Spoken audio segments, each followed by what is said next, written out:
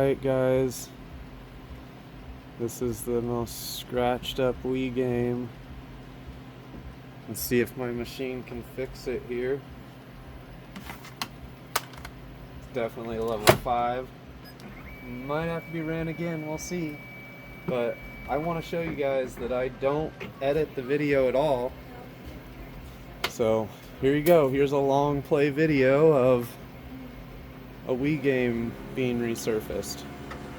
Be sure to like and follow, check out some of my other videos, put down a comment, it really helps out.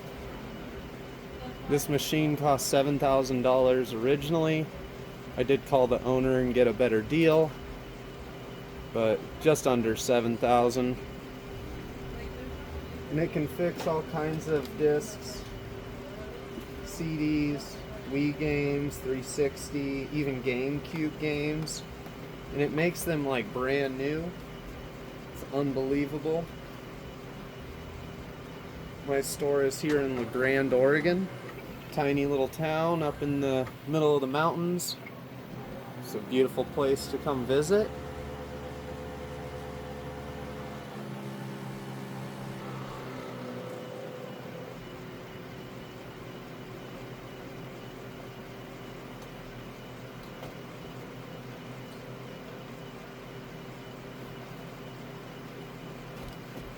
Here's a game that I had already resurfaced earlier today.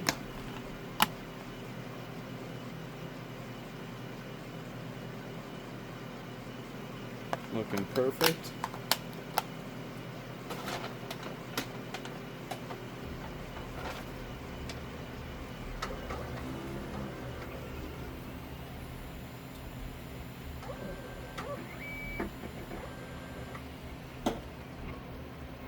It also works on Blu-rays, PS4 games, Xbox One games.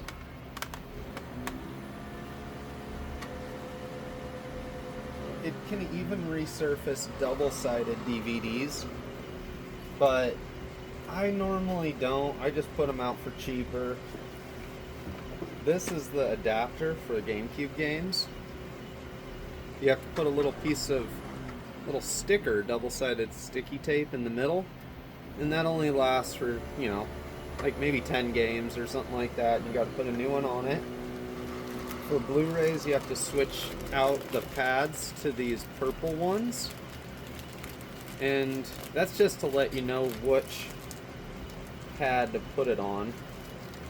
So the purple has its own piece. See? And the machine will let me know when this pad needs replaced with an error code. And if you guys want me to, I can do a whole separate video just about error codes. And I've been actually learning on my own what some of these errors mean, because I had a hard time figuring it out online. But like Alarm 5, I found out that it was the white liquid that needed replaced in the back.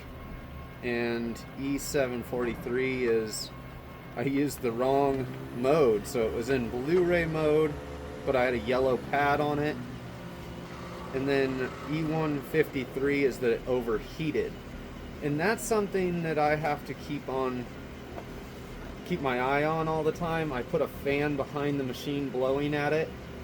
And another cool deal is this uses distilled water mixed with some crazy liquid, and I make my own distilled water here now, but this stuff is like gold, super expensive, and I cannot tell you what this is made out of, but it looks like wax when it dries. It's pretty weird, but yeah. The distilled water making machine was $300, and I didn't go cheap on it. There's one out there you can get for under $100. So I found that resurfacing ones that are like this, like tons of discs, is really just kind of a waste of time. But it is better than throwing them away, and I feel like I still make some money off of light resurfacing, but everything adds up. All of these pads cost a lot of money. I think some of them are like a little over $3. These little foam ones, which is stage 1, was I think $7 each. But these ones you can get a lot more uses out of than the sandpaper style. Like the Blu-ray one that you switch out is like I don't know, like a towel almost. It's so weird. But it's a lot.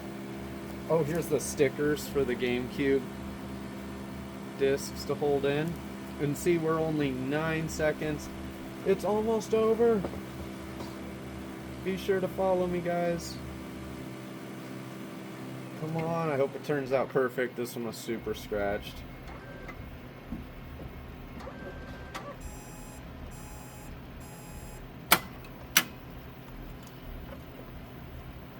Look at that.